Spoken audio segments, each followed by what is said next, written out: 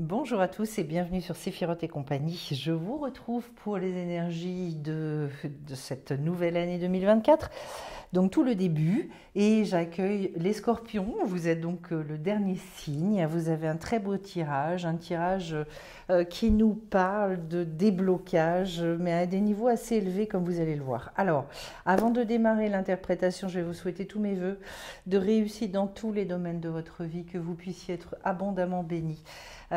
Aussi bien sur le plan matériel, financier, que dans vos projets, que sur le plan sentimental, etc.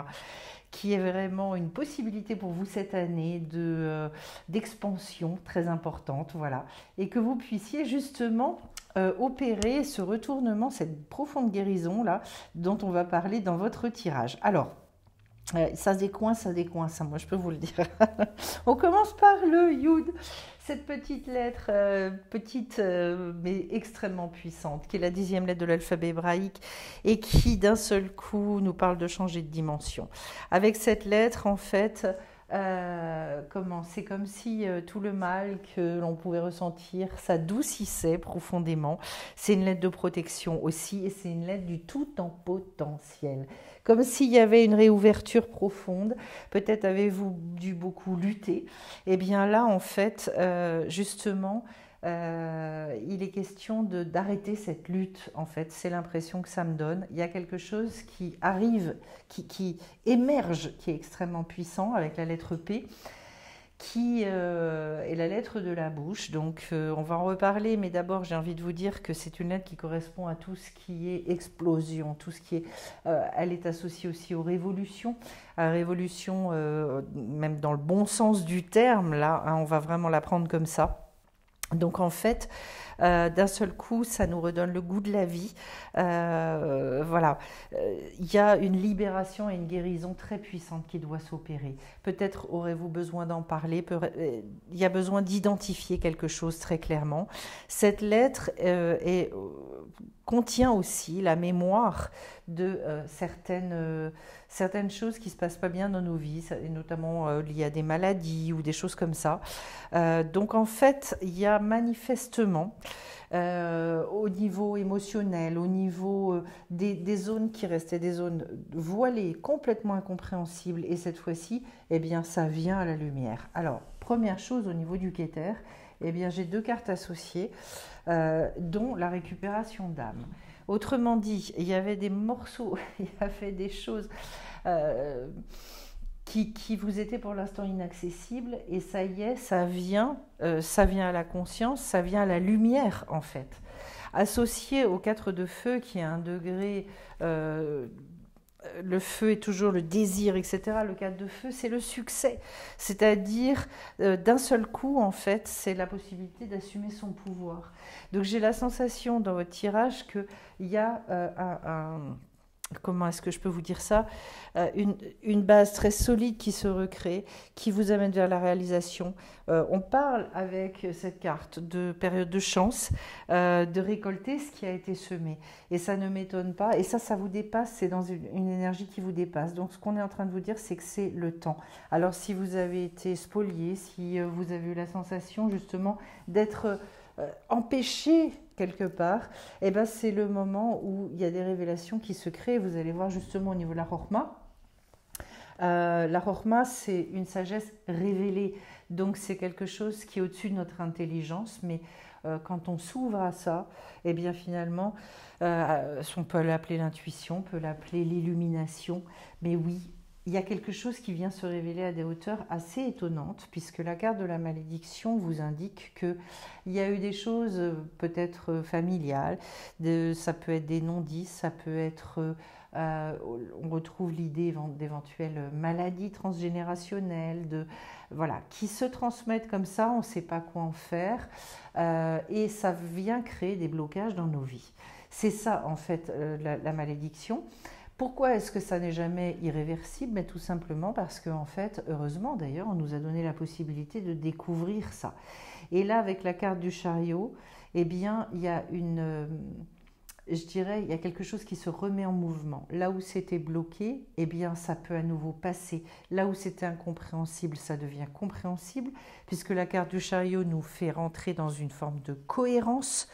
Donc ça y est, en fait, la cohérence, c'est la marque que, waouh, enfin, je dirais, on retrouve sa souveraineté, on retrouve cette capacité à mener sa barque par rapport à ce qui était voilà, de l'ordre du subtil, mais vous savez qu'en tant que c'est pas guéri dans le spirituel, eh ben, on n'arrive pas à avancer dans le matériel. Autrement dit, comment les deux associés, elle me parle de pouvoir accomplir ce qui ne pouvait pas s'accomplir avant. Donc vous imaginez bien le niveau d'ouverture, c'est énorme.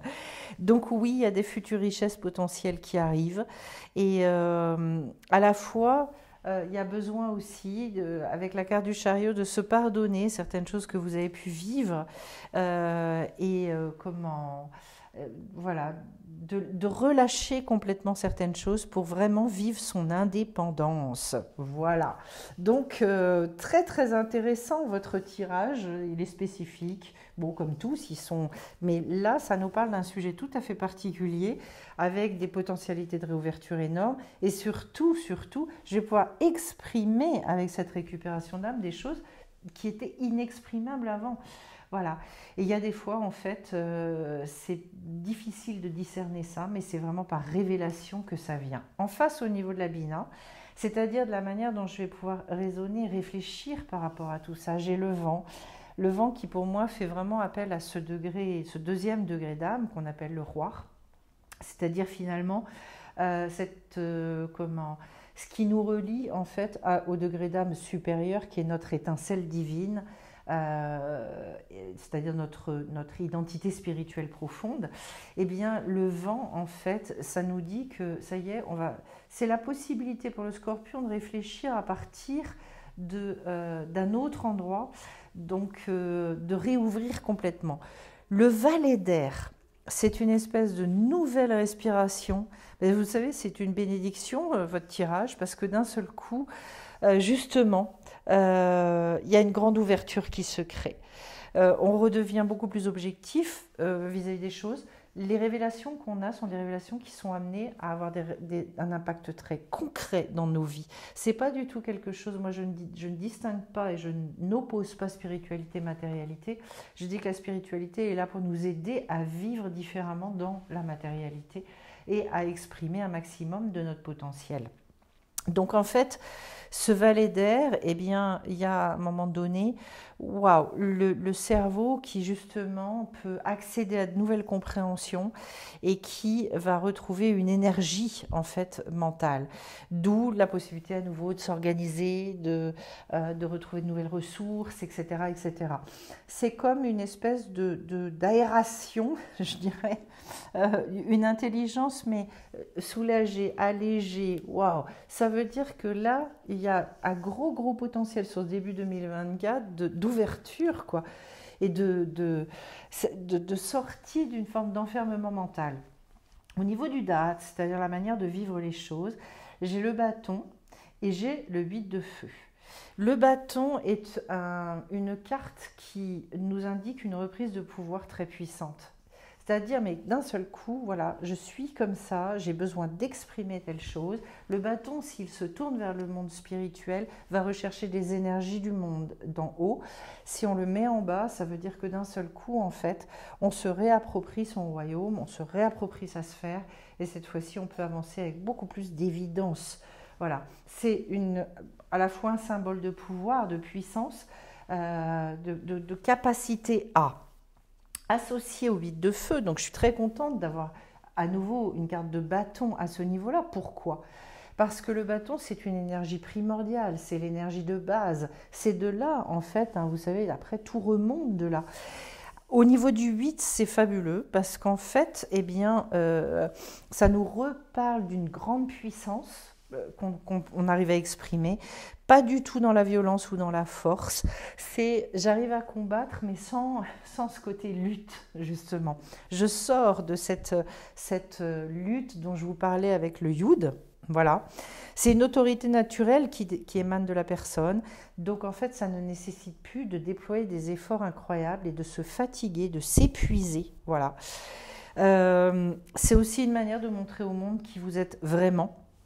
Donc en fait, tout peut se faire très rapidement avec cette carte-là. Il y a une question de réactivité, c'est pour ça que ce début d'année 2024, dans la manière dont vous l'expérimentez, pourrait vous ouvrir des portes, ça pourrait aller vite. Et vous pourriez aller vite. De toute façon, c'est incroyable, comme quand on débloque quelque chose, quand on comprend un empêchement qui nous a parfois taraudé, et pour certaines choses, c'est parfois des années. Hein. C'est incroyable comment l'influence que ça va avoir après, derrière, et comment les choses vont pouvoir s'ouvrir. Ici, au niveau du Chesed, le Chesed étant donc alors on rentre dans le comportement, et cette fois-ci, on rentre dans la bonté. Eh bien, on a la carte du pendu avec la danse des fantômes. Donc ça veut dire que je revois complètement différemment. J'ai une vision totalement revisitée par rapport à des choses qui se sont passées justement dans le transgénérationnel ou dans mon passé. Peut-être justement dans le blocage dont on parlait, est-il question en fait, de vous rendre compte que vous aviez analysé les choses d'une certaine manière et que ce n'est pas du tout comme ça qu'il faut les voir. Il y a un retournement des perspectives extrêmement important, et ça, ce sont des phases de transition qui font que derrière, en fait, eh bien, on accède à des changements profonds. Voilà, avec des choses qui revenaient dans notre vie et qui ne reviennent plus. Il faut savoir que le pendu, quand même, c'est celui qui, justement, a beaucoup de révélations. Il est associé, bien évidemment, à la clairvoyance, et qui arrive à lâcher un mental beaucoup trop puissant. Il se peut fort bien pour certains d'entre vous, il y a des déculpabilisations profondes qui s'opèrent, parce que quand il y a des gros blocages dans notre vie, on cherche par tous les côtés, et d'un seul coup, quand on a la réponse, waouh! Et bien c'est ça que je ressens. En face, au niveau de la Gvura, j'ai le cœur du ciel qui vient vous dire justement de ne pas reprendre trop de responsabilités sur vos épaules. Attention, vous n'êtes pas responsable de tout et de tout le monde. Le cœur du ciel vient vous dire, chacun a sa part. Et votre première responsabilité, déjà, c'est vous-même. Donc, revenez à vous, soyez sympa avec vous-même. On revient sur de l'air, d'ailleurs, au degré 7. C'est revenir aussi beaucoup vers vos besoins à vous.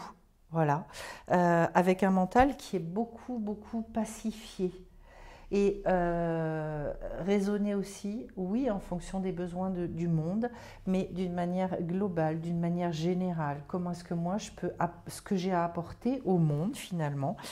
Et donc, en fait, c'est une carte où le mental est très libéré, parce que quand on en arrive là, à se redire mais comment est-ce que je peux être utile, ça veut dire que ça y est, on est au clair avec soi.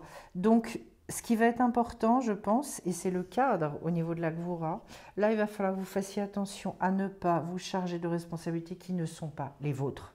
Voilà, très important. Au niveau de Tiferet, c'est le degré de l'harmonie, c'est le degré vraiment de l'équilibre. J'ai le monde inférieur avec un 4 d'eau, ce qui me montre que le monde inférieur est souvent vécu comme quelque chose de négatif à fuir, alors qu'en fait c'est là où il y a toutes les plus belles pépites des libérations à aller chercher. Le monde inférieur est ce qui nous met en mouvement et ce qui fait qu'on opère toutes les réparations qu'on a à réparer. Il ne faut pas en avoir peur, c'est un monde d'une richesse absolument extraordinaire, mais justement qui nécessite une clairvoyance, qui nécessite beaucoup de subtilité.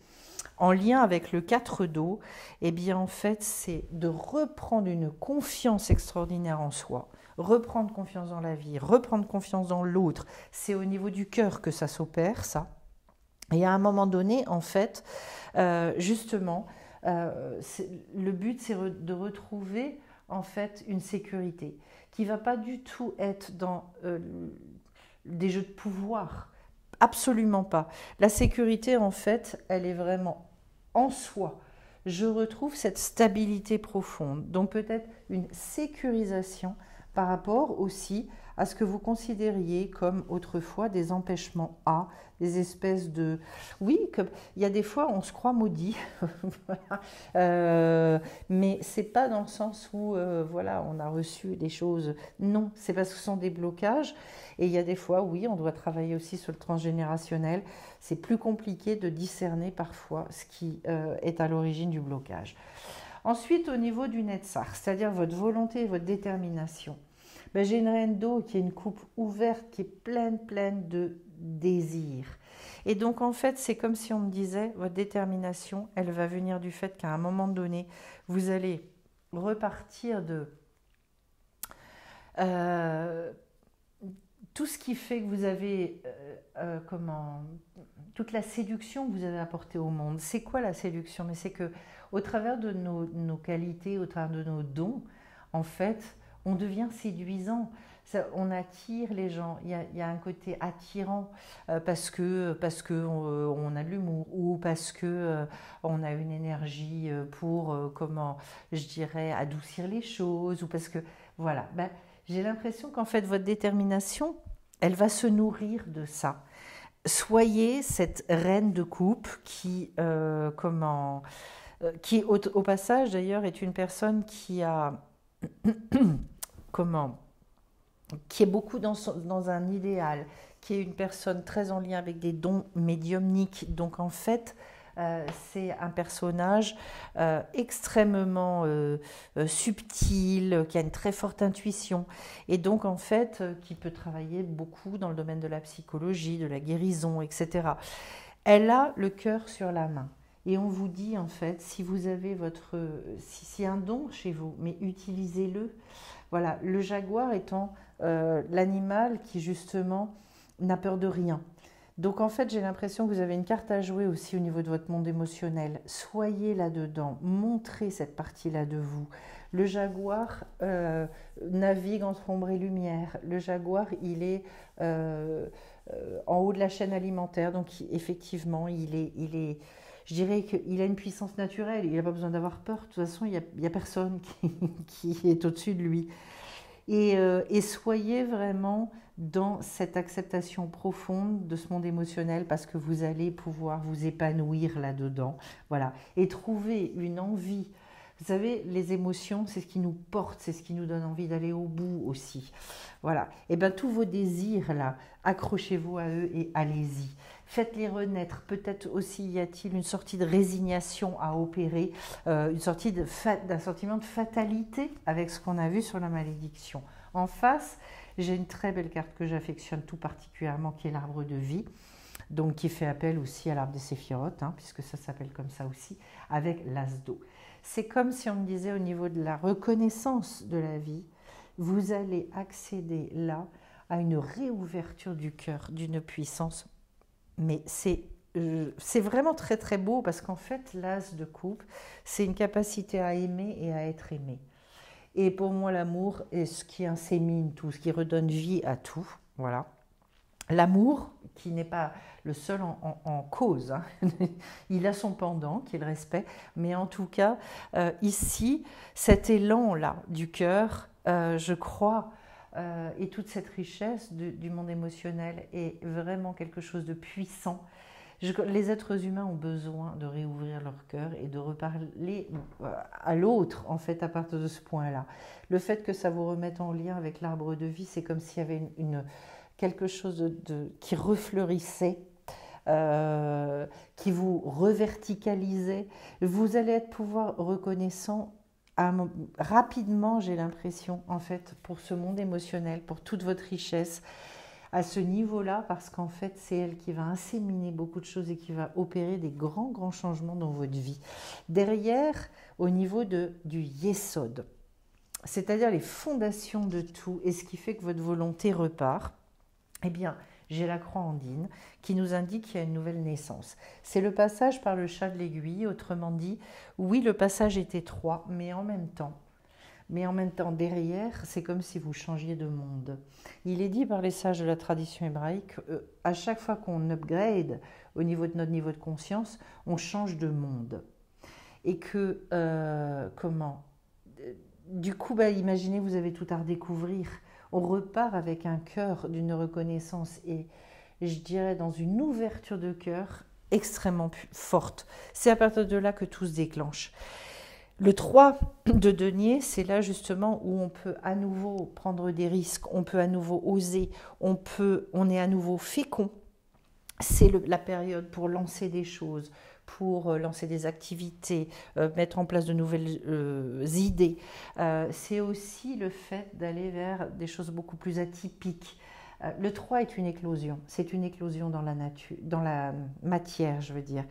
Donc, à partir du moment où cette croix andine, elle se passe derrière, je dirais que vous réexpérimentez des choses, mais voilà, avec beaucoup plus de facilité d'ailleurs au travers de tout ça. La lutte s'arrête. Je pense que c'est une chose que vous avez besoin d'entendre. La lutte s'arrête. Le combat se termine. Waouh! Le combat dans le mauvais sens du terme. Il y a d'autres manières de combattre. On peut aller au bout de ce en quoi on croit, mais sans s'épuiser. Alors au niveau de la malroute, maintenant, j'arrive à la carte du voyage avec le 10 de terre. Ben, c'est très bon. Pourquoi? Parce que le voyage, c'est donc tout ce pas vers l'inconnu, où finalement on arrive à dépasser nos limites. Ça veut dire que ici-bas, dans votre vie et dans votre quotidien, ça y est, ça roule, ça repart. La carte du voyage est une carte que je peux comparer au fou, en fait. Donc c'est un grand degré de lâchage. Parce que oser mettre un pas dans l'inconnu, c'est jamais facile. Et donc, c'est avoir suffisamment confiance en soi, dans ses capacités. C'est retrouver le goût de la vie, être curieux, se savoir encore inexpérimenté, mais y aller quand même. Et aller vers quoi? Le 10 de terre, qui est quand même la marque d'un très gros avancement dans la manière de gérer les choses au niveau matériel. On nous parle là de prospérité, on nous parle de transmission, de patrimoine. Il peut y avoir aussi dans la matière, et je vous parlais à un moment donné d'abondance, un retour d'abondance extrêmement puissant, des grosses créations qui se font. Voilà, c'est de toute façon le passage à une autre dimension. On clôture et quelque part vous récoltez. Vous avez les fruits de tout ce que vous avez pu semer. Et c'est pour ça que je me dis qu'il y a certainement eu un moment où il y a eu vraiment des doutes assez puissants et peut-être une énergie déployée qui vous a fatigué, où vous aviez du mal à croire en fait que c'était encore pour vous. Mais si, c'est pour vous et c'est ce qu'on vous dit avec l'arbre de vie. Alors, projetez-vous vraiment comme ça, anticipez les choses comme ça. Je sors la carte origine. Alors c'est rigolo parce que d'emblée ça veut dire qu'il y a la source de quelque chose. Oh, le courage, ça c'est magnifique. Un regain de courage après une période difficile, parfois longue. Ouais, c'est une vraie bénédiction. Et j'ai envie de prendre celle-là. Et l'intention. La carte origine nous montre que d'un seul coup, il y a un dévoilement de la source de la chose, de ce que vraiment vous aviez besoin de comprendre. L'essence, on retourne sur l'essence. Quand on est dans l'essence, a priori, derrière, je dirais, il n'y a plus rien qui résiste. Pourquoi? Parce qu'en fait, autant pour tout ce qui est superficiel, ça passe. Quand on est dans l'essence des choses, rien ne résiste à ça. Et ça redonne une espèce de courage extrêmement puissant. C'est comme si on me disait, en fait, vous retrouvez, au lieu de la résignation, au lieu de la fatalité, vous retrouvez une forme mais un désir profond à l'image de la reine de coupe dont on a parlé. Et en fait, tout ça, ça vient de l'intention profonde. Voilà. Reconnectez-vous à votre intention de départ. Je pense que pour vous les scorpions, c'est important. Allez-y et dites-vous, mais en fait, quel que soit ce que j'ai pu laisser tomber, j'y retourne. Nourrissez-vous, faites un rituel pour la prochaine nouvelle lune pour vraiment ancrer ça. Et je tire la carte de graines d'étoiles. Qu'est-ce qui vous éclaire? Alors, je vais juste aller voir un instant ce que me dit cette carte, plus spécifiquement, parce que graines d'étoiles, ça veut dire plein de choses. Qu'est-ce qui vous éclaire? Alors, il faut juste que je retrouve, parce que le problème, c'est qu'effectivement, dans ce jeu-là, je n'ai pas de numéro. C'est toujours pareil. Et plus je veux aller vite, et plus je passe à côté. C'est comme d'hab. Alors, qu'est-ce qui vous éclaire? Ben, c'est une bonne question à se poser, déjà. Le temps que je trouve. Posez-vous cette question-là. Et par quoi je me laisse éclairer aujourd'hui? Qui est-ce que j'écoute? Entre autres, en fait. Parce que c'est comme si on me disait que vous n'étiez pas forcément connecté au bon, à la bonne source, et que selon en fait comment on se laisse inséminer, ben, on va pas avoir les mêmes réponses, on va pas avoir la même vision des choses. Bon, alors c'est très très fort parce que je ne trouve pas en fait, je trouve pas du tout dans le petit truc du départ comment. Je ne trouve même pas la carte, alors c'est mal parti. Alors vous voyez justement, qu'est-ce qui... Eh bien là aussi, c'est rigolo parce que le fait que je n'arrive pas à trouver cette carte, c'est est-ce que vous cherchez au bon endroit? Est-ce que... comment... Moi j'ai l'impression que oui, cette révélation-là, peut-être que justement, il va y avoir besoin de vous faire aider au travers de tout ça pour retrouver la bonne source. C'est ça. Il y a quelque chose de cette acabit-là. Ah bah oui, mais je peux toujours chercher puisque c'est la carte graine d'étoile, donc forcément 66. Donc vous voyez, de regarder au bon endroit, ça me semble important. 66, et je vous dis ce qu'il en est. Les graines d'étoiles sont des âmes ayant une double mission, élever leur propre conscience et la conscience de la planète. Ce sont des vieilles âmes qui sont incarnées ailleurs, au-delà de cette planète. Bon, ça après, ça dépend des croyances. En tout cas, c'est une confirmation en fait que vous avez bien un double rôle à jouer et qu'il y a effectivement un temps d'éveil pour soi, puis après, il y a un temps d'éveil autour de soi. C'est ce que me disait un petit peu justement le cœur du ciel, le 7 d'air, c'est-à-dire ce besoin d'aller rechercher tout ce qu'on doit apporter au monde, d'avoir aussi cette générosité-là. Et en fait, il est temps, vous dit-on, de tamiser votre lumière pour vous adapter et que vous commenciez à embrasser la lumière unique que vous êtes venu partager. Et que vous considériez votre temps sur Terre comme une fête glorieuse. Donc c'est très très beau, je ne regrette pas d'être allée au bout. Voilà, c'est très puissant. Et là, c'est comme si vous deviez passer à un autre stade. Ça ne m'étonne pas qu'à un moment donné aussi, il y ait eu des choses qui est retenues. Voilà, quand on en arrive là, ça arrive. Mais là, manifestement, il y a une reprise d'énergie, une reprise de détermination. Et vous arrivez finalement à vous débrouiller dans cet entre-deux du clair et de l'obscur. C'est très beau les scorpions. Avant de vous quitter, je vous précise que donc il y a plein de nouvelles formations, enfin une nouvelle formation sur le couple, l'homme, la femme, le couple au mois de janvier. Je refais une deuxième session également sur le fait de retrouver se reconnecter et exprimer sa puissance intérieure au travers de la Teshuvah. Il y a un stage au mois de mars, il y a un week-end sur l'intuition, l'essence au mois d'avril, enfin, plein de belles choses. J'ai aussi des rencontres en présentiel, des rencontres Zoom en distanciel. Bref, si vous n'êtes pas déjà inscrit à la newsletter, faites-le. Voilà, venez fêter éventuellement pour ceux qui veulent découvrir ce que c'est que de fêter la nouvelle lune, les Rosh Chodesh, pour vraiment repartir et ponctuer, voilà, retrouver une ambition au niveau de votre avancée, de votre évolution, et puis se soutenir, rencontrer des gens sympas, etc. Je vous souhaite plein de belles choses encore les scorpions, je vous embrasse bien fort, merci pour vos likes et vos commentaires, et à très vite sur la chaîne, bye bye.